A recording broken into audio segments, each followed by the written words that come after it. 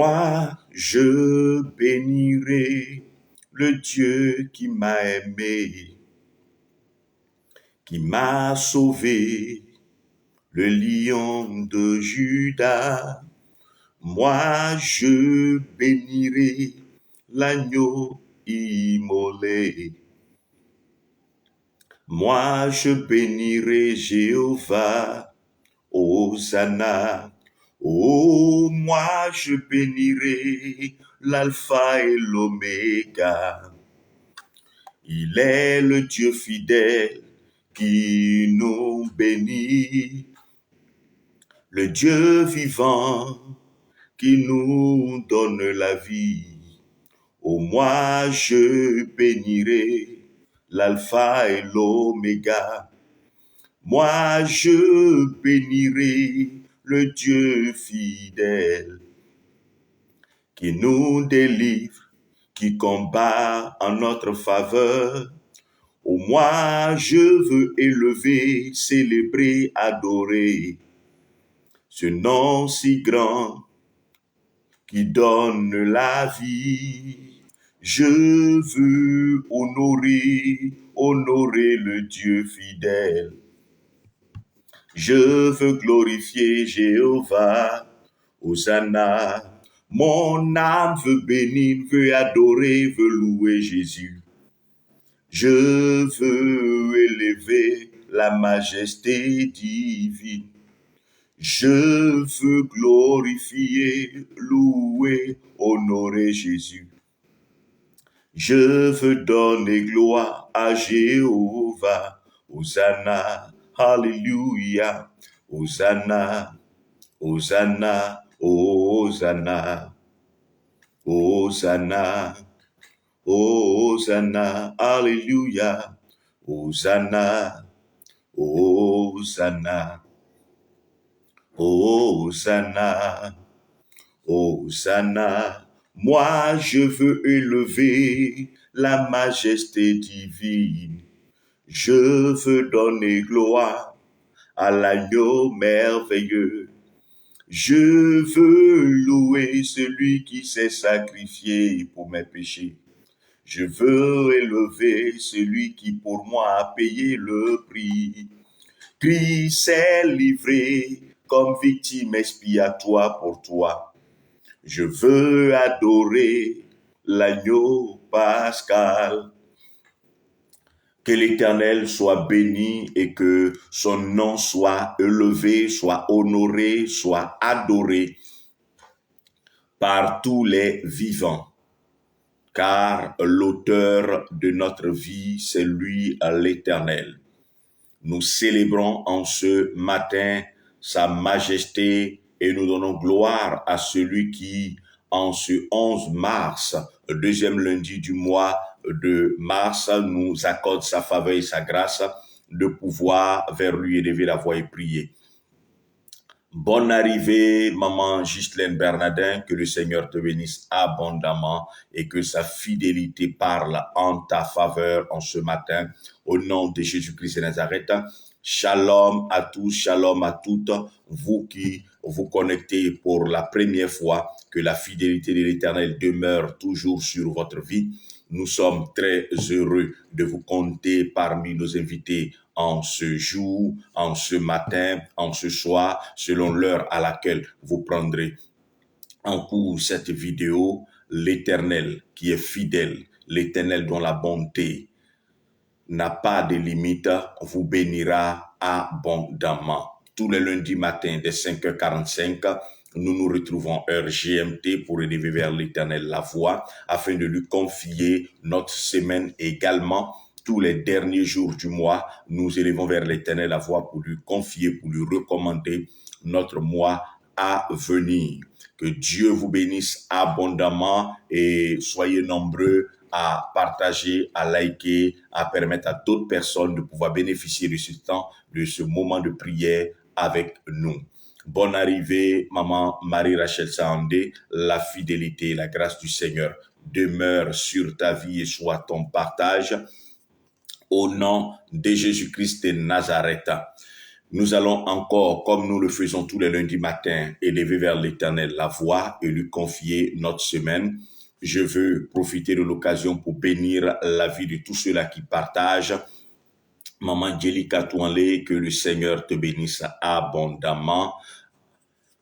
Maman Larissa Marie, que la fidélité du Seigneur soit avec toi. Nous bénissons le Seigneur pour Canaan Boutique. Nous bénissons le Seigneur pour maman Philomène Kouakou, administrative de l'autre côté du Jourdain.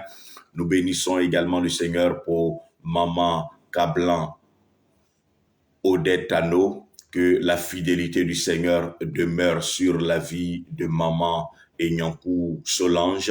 Que la bonté et la grâce de l'Éternel demeure sur la vie de maman Perpétua Yakwenan. Dieu te bénisse abondamment. Que le Seigneur étende sa grâce et sa bonne main sur ta vie, maman Chimène Bilé. Que sa fidélité demeure avec toi, papa Benawit. Que la faveur de Dieu demeure sur sa fille, sa servante Niamke. Au nom de Jésus-Christ de Nazareth, l'Éternel bénit abondamment Ebenezer Boutique. L'Éternel soit avec toi, papa Jean-Michel. Que l'Éternel te bénisse également. Maman Loreba Sylvie, la fidélité du Seigneur demeure avec toi, maman Hortense Ouamé. Le Seigneur se souvient toujours de toi, maman Anonina Edwige. Maman Rose Mela Cablan, merci pour les partages. Que Dieu te bénisse abondamment. Pasteur Soukou Hugues, la fidélité de l'Éternel soit avec toi. Maman Osée Ange Christiane, que Dieu vous bénisse abondamment. Vous qui partagez, vous qui likez, vous qui commentez, que Dieu soit toujours avec vous et sa fidélité demeure toujours avec vous. Je veux bénir nos mamans de l'autre côté d'Israël.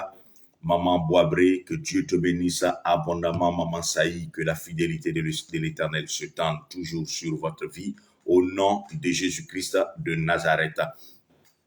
Nous allons encore prier en ce matin et comme nous le faisons tous les lundis matins, nous allons lire un passage et cela sera pour nous la référence pour élever vers l'Éternel la voix et prier le Seigneur. Bonne arrivée, maman Diomandé Cécile, la faveur du Seigneur soit avec toi au nom de Jésus-Christ de Nazareth. Nous sommes dans le deuxième livre des rois.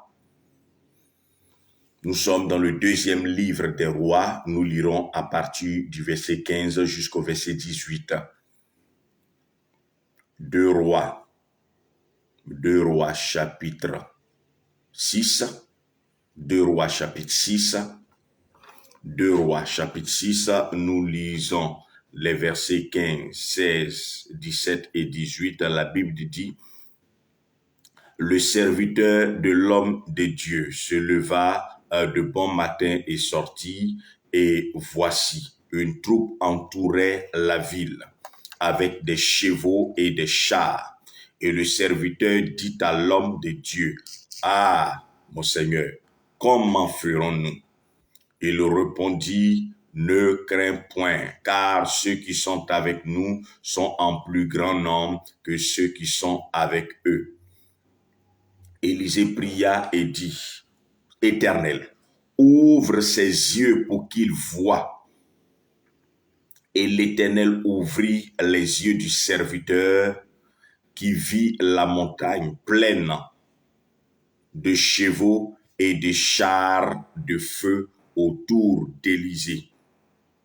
Les Syriens descendirent vers Élisée. Il adressa alors cette prière à l'Éternel: daigne frapper d'aveuglement cette nation. Et l'Éternel les frappa d'aveuglement selon la parole d'Élisée. Alléluia. La Bible dit que le serviteur d'Élisée se leva de bon matin et voici une troupe entourait la ville. Et cette troupe était une troupe militaire, armée comme on le dit jusqu'aux dents, avec des chars et des chevaux. Quand la Bible, dans les temps antiques, parle de chars et de chevaux, c'est une armée équipée. C'est une armée forte et une armée puissante. Et cette armée forte et puissante venait pour se saisir d'une seule personne, mais qui était avec son serviteur. De deux personnes. On vient avec des chars et des chevaux saisir deux personnes, sinon une seule personne. Les chars et les chevaux se sont déplacés pour venir saisir une seule personne. Même 5 soldats suffisent ou auraient suffi pour saisir un homme de Dieu. 10 soldats, 20 soldats auraient suffi pour saisir un homme de Dieu. Avec les armes qu'ils avaient en leur possession, ils n'avaient pas besoin d'être en aussi grand nombre, ils n'avaient pas besoin de quoi que ce soit pour se saisir de cet homme de Dieu. Mais regardez que pour venir attraper un prophète, on vient avec des chars et une forte armée, comme si on allait en guerre contre une autre armée. Je veux dire à quelqu'un ce matin, nous ne savons nous-mêmes pas, enfants de Dieu, fils du royaume, ce que nous représentons. Mais le monde des ténèbres et le monde satanique sait ce que nous représentons. Si, pour attraper une seule personne, on peut venir avec une artillerie lourde, c'est parce que cette personne, à elle seule, représente toute une armée. Tu représentes, mon frère, tu représentes ma sœur, à toi seul, parce que Christ est avec toi, tu représentes toute une armée. Nous avons coutume de regarder les choses avec notre compréhension humaine.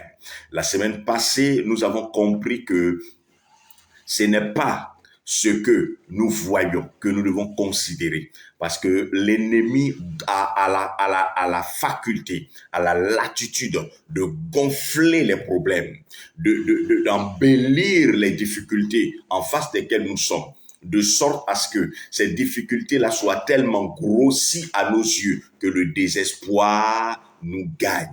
Mais je veux faire comprendre à quelqu'un ce matin, quelle que soit la hauteur, la largeur ou la force de la situation en face de laquelle tu es, la situation que tu rencontres aujourd'hui, je veux te dire que Christ est plus puissant que n'importe lequel des problèmes, n'importe laquelle des situations en face duquel ou de laquelle tu peux te trouver par sa puissance.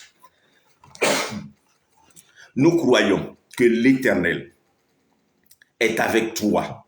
Et l'Éternel étant avec toi, l'Éternel étant avec nous, nous sommes forts, puissants et plus que vainqueurs au nom de Jésus-Christ de Nazareth.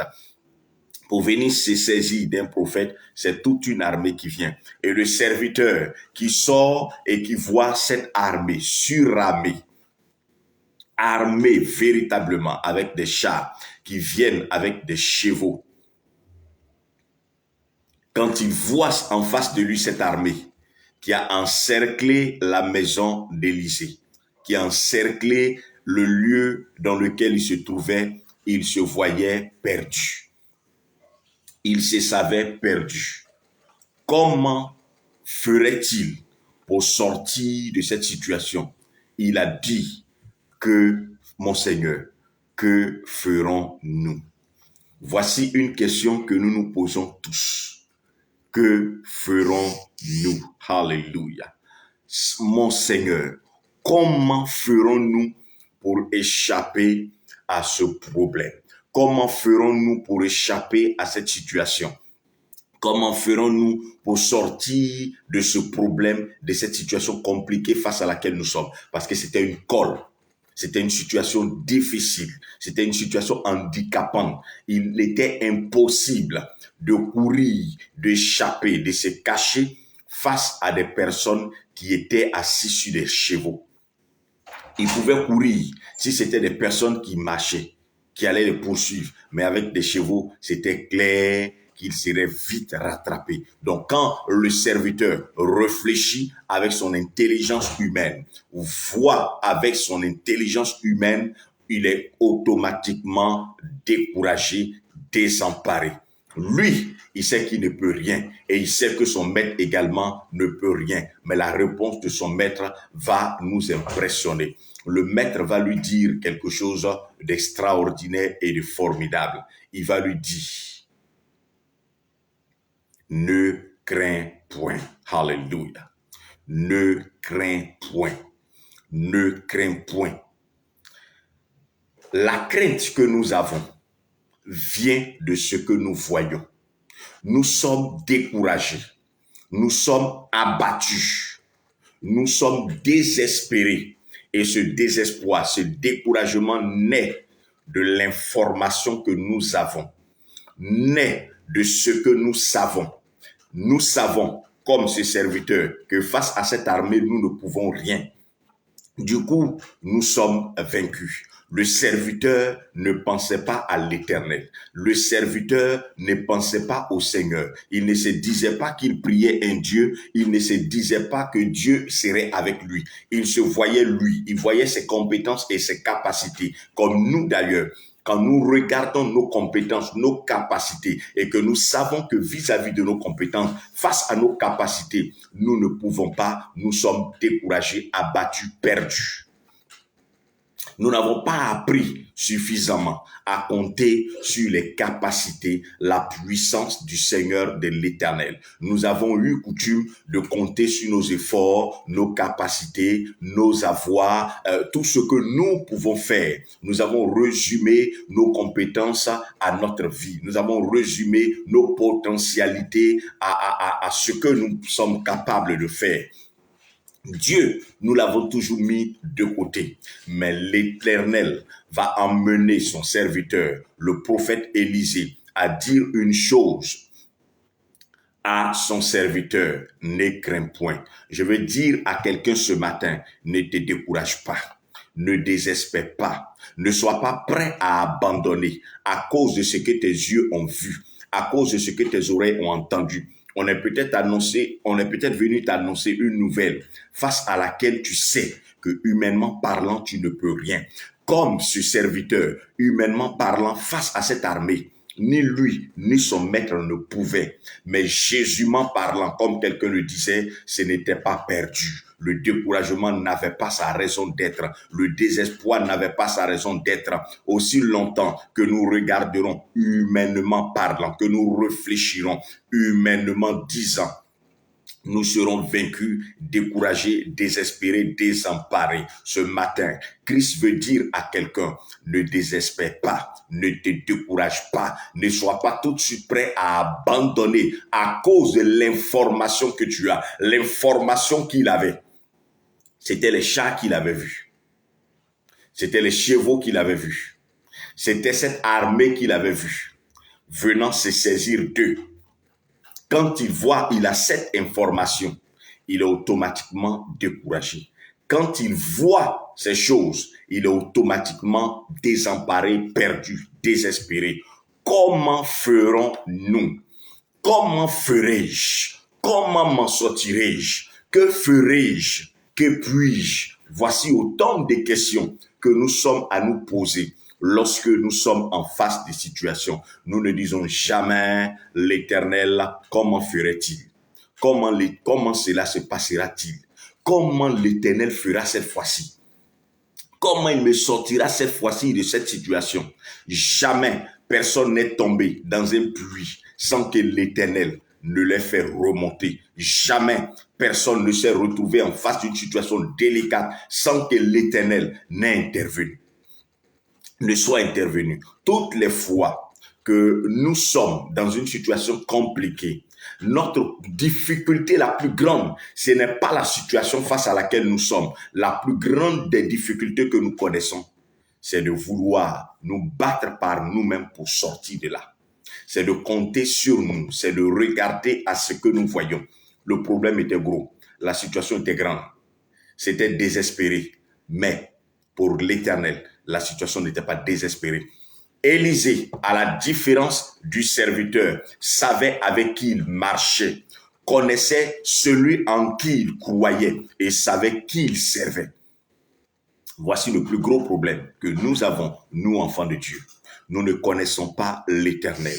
Nous ne savons pas qui nous servons. Nous ne croyons pas véritablement aux potentialités, à la toute-puissance de notre Dieu. Nous le disons, nous l'exprimons, mais en réalité, nous ne croyons pas véritablement en ses capacités surnaturelles, surhumaines. Ces capacités dépassent l'intelligence de l'homme au point où l'homme, voyant le problème, voyant l'armée, voyant la difficulté, voyant la situation, voit cette situation-là trop grande pour l'Éternel et le découragement s'empare de nous. Quel que soit ce que tu vis ou traverses, sache que l'Éternel est capable d'aplatir cette situation. Il dit, ne crains point, car ceux qui sont avec nous, ne crains point, car ceux qui sont avec nous sont plus nombreux que ceux qui sont avec eux. Le serviteur assurément dit à son maître, ô mon Seigneur, nous ne sommes que deux. Ils sont nombreux. Nous n'avons que ton bâton et mon bâton. Eux, ils ont des armes véritables. Comment ferons-nous face à eux? Il dit, nous sommes plus nombreux. Ne considère pas ce que tes yeux voient, mais considère également ce que tes yeux ne voient pas. Il est certes vrai que tu te vois seul dans ta maison, mais tu n'es pas seul, alléluia. Il est certes vrai que tu te vois avec seulement tes enfants, mais en réalité, vous n'êtes pas seulement deux.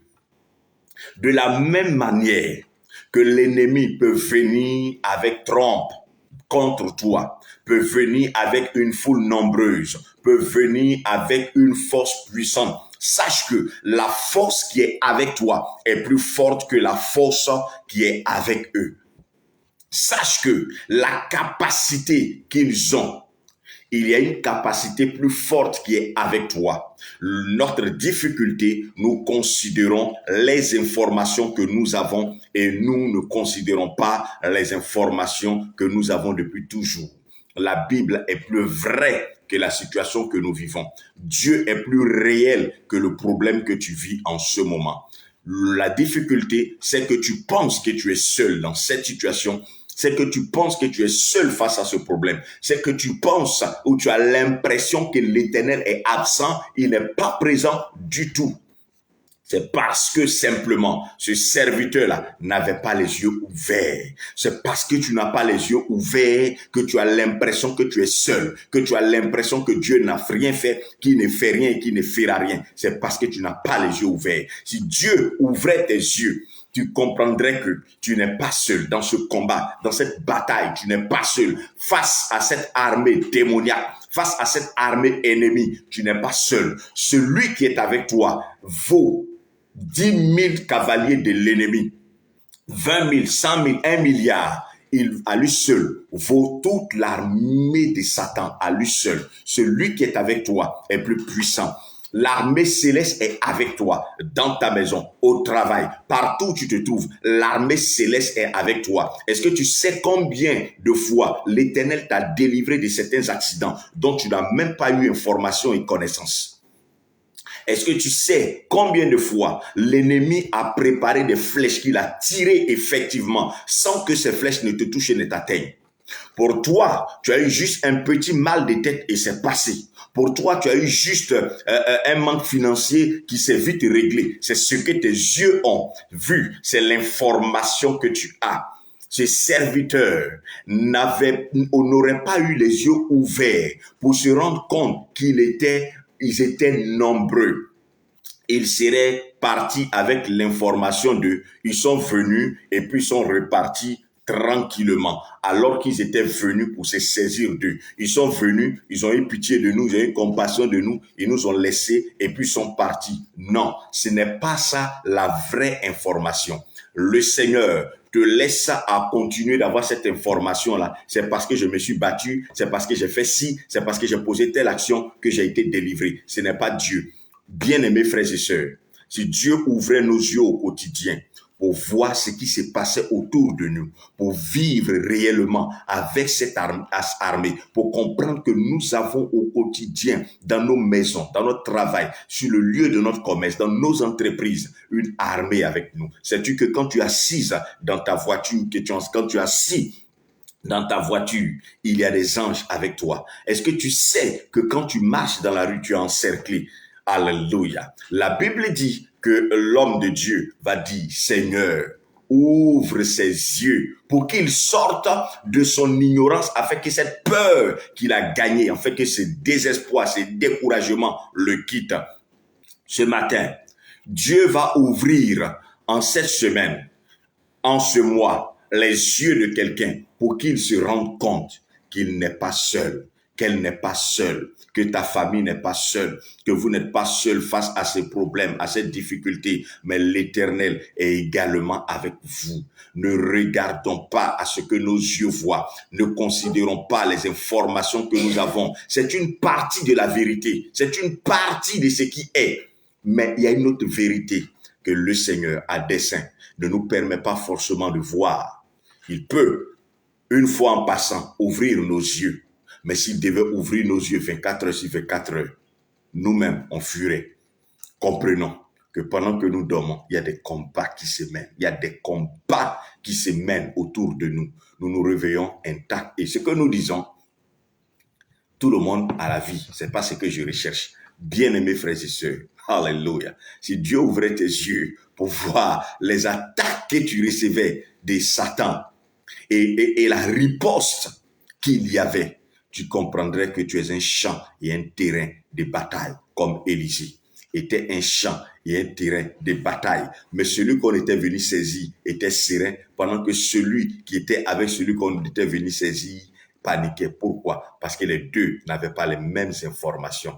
C'est l'information que tu as qui fait que tu es désespéré. Mais il y a une autre information que tu as, mais que tu penses que tu n'as pas. Et c'est cette information-là qui est le complément de l'information et qui amène la vérité. Une information incomplète est une partie de la vérité. Une information qui est complète, c'est ça la vérité. Tu n'as pas la vérité. Tu as une partie de la vérité. Et la partie de la vérité, c'est que tu as une douleur qui te fatigue au quotidien.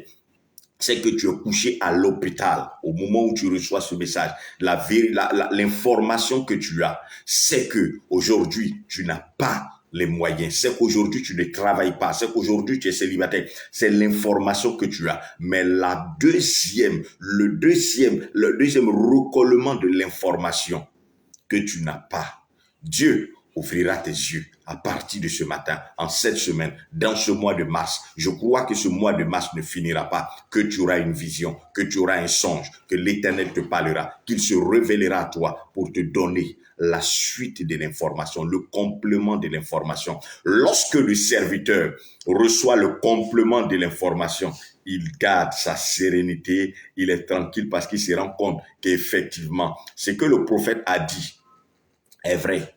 Nous ne sommes en réalité pas seuls. Je pensais que j'étais seul. Je pensais que je traversais ce problème. Je le vivais seul. Mais je me rends compte que je ne suis pas seul, a-t-il dit. Je me rends compte que nous ne sommes pas seuls. Je ne suis pas qu'avec mon maître Élisée, mais nous sommes plusieurs. Il y a une quantité, une armée plus puissante. Et Élisée dit, ils sont plus nombreux qu'eux. Ceux qui sont avec nous, ils sont plus nombreux qu'eux. Que ferons-nous? N'est-ce pas la question que tu t'es jusque-là posée? Que ferai-je? Comment ferai-je? Comment ferai-je? Bien-aimé, que ce soit pour ton fils, que ce soit pour ta fille, sache que l'Éternel qui est avec toi est une armée 1 milliard de fois plus puissante que l'armée satanique et démoniaque qui t'oppresse et qui te fait vivre ce que tu vis aujourd'hui. Cette maladie, elle sera terrassée parce que la guérison que l'Éternel apporte dans ta vie est plus puissante que cette maladie. Ce que tu vis est une partie de la vérité. Le complément qui amène la vérité à être vrai, ce complément-là, l'Éternel te le donnera au nom de Jésus-Christ de Nazareth. C'est pourquoi je veux encourager quelqu'un à ne pas s'appuyer sur ce que ses yeux voient, ce que ses oreilles entendent, ce qu'il vit, ne pas regarder à ce qui est devant lui, mais de regarder plutôt à ce qu'il ne voit pas. À ce qu'il ne voit pas, mais qui existe. Ce n'est pas parce que le serviteur ne voyait pas que ce n'était pas. Ce n'est pas parce que le serviteur ne savait pas que ce n'était pas. Ce n'est pas parce que tu ne vois pas que ce n'est pas. Ce n'est pas parce que tu n'entends pas que ce n'est pas. C'est simplement que tu ne sais pas, c'est tout.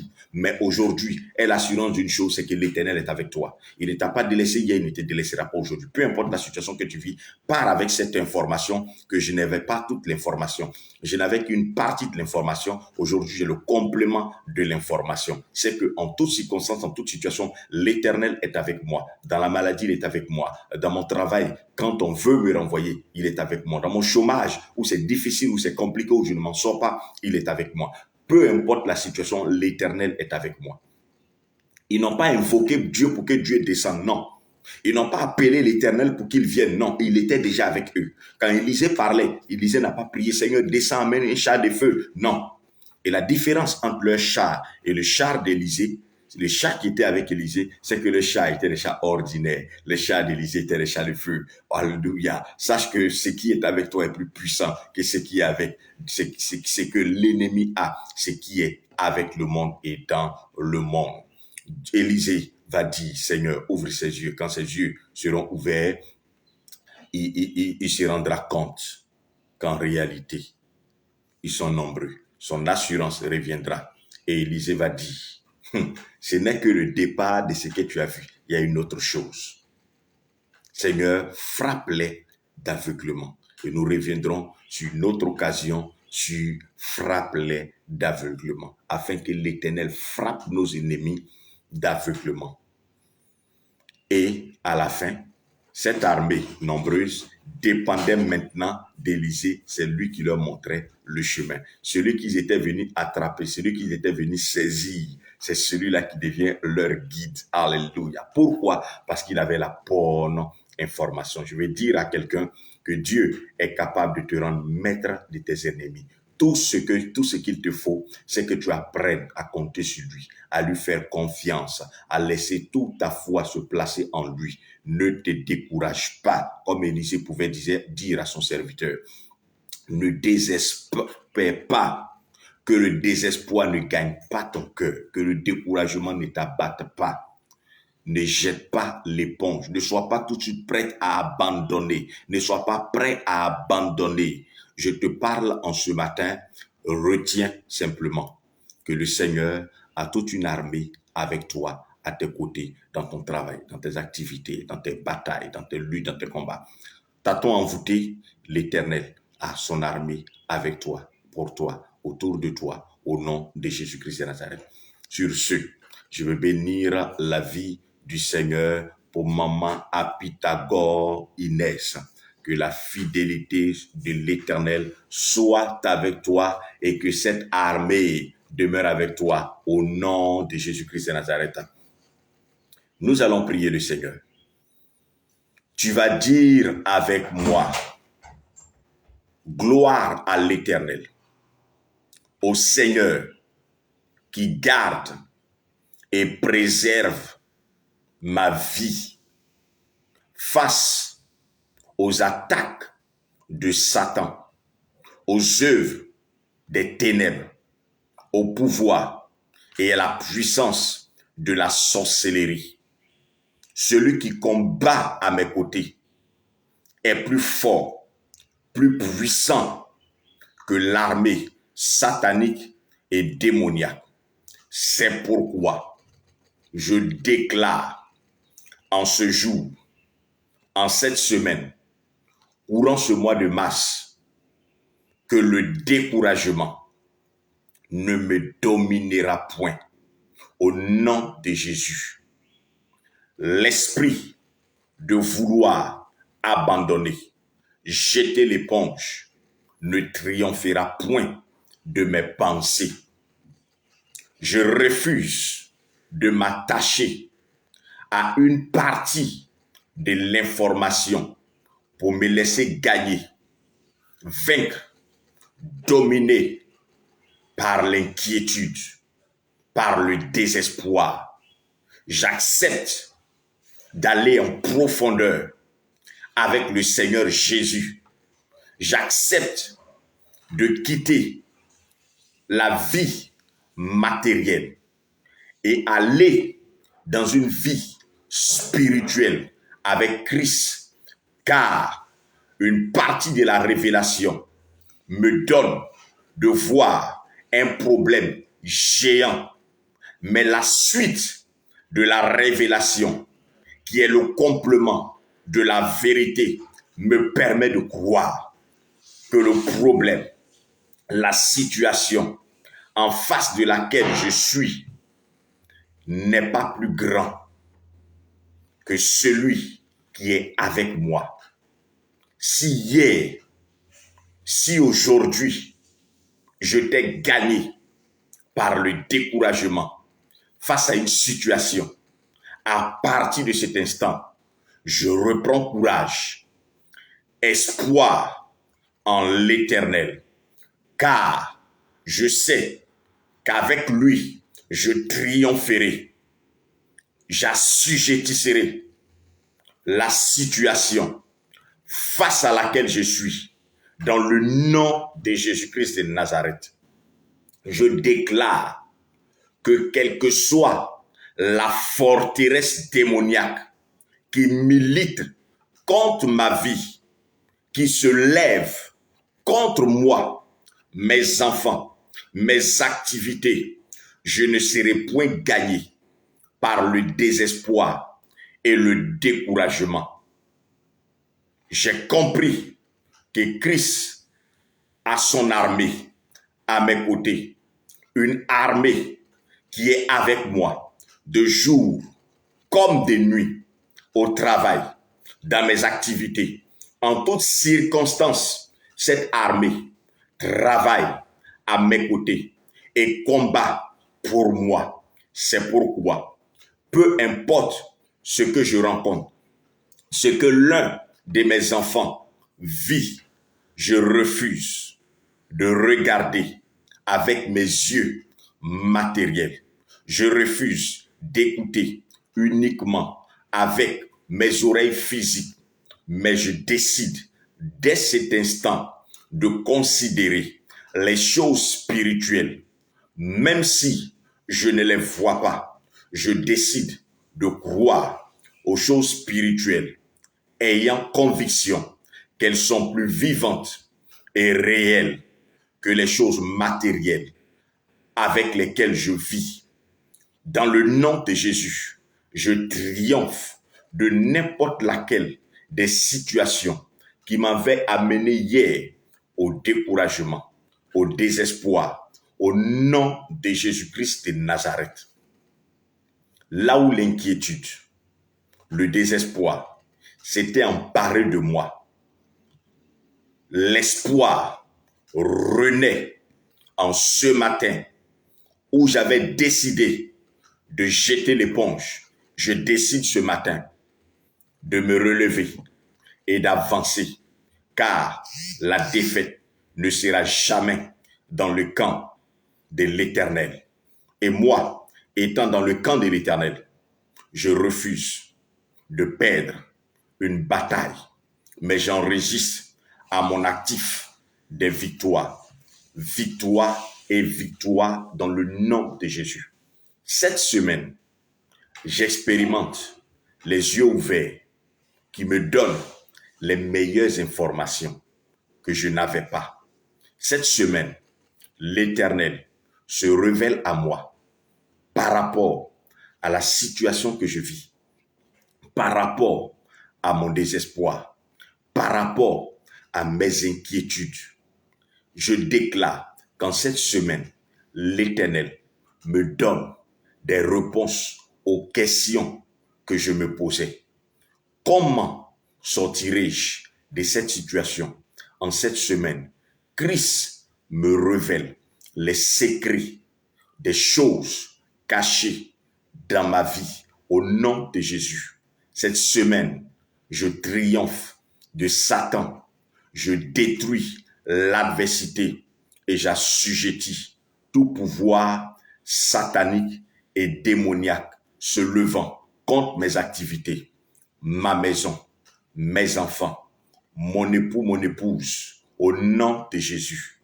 Je vis triomphalement en cette semaine et mes yeux sont ouverts sur les choses que je ne connaissais pas et ne savais pas en ce qui concerne ma vie au quotidien, Au nom de Jésus-Christ de Nazareth, mon oreille spirituelle est ouverte pour entendre les vérités que je ne connaissais pas. Au nom de Jésus, mes mains spirituelles touchent aux choses qu'en réalité, je ne pouvais pas toucher.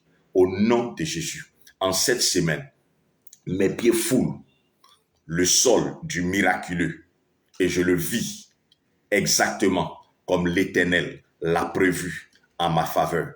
Au nom de Jésus. Amen. Amen, amen, amen et amen. Que Dieu te bénisse abondamment. Maman à Pythagore, Inès, la fidélité du Seigneur soit avec toi. Maman Diomandé, Cécile, le Seigneur soit toujours et demeure avec toi.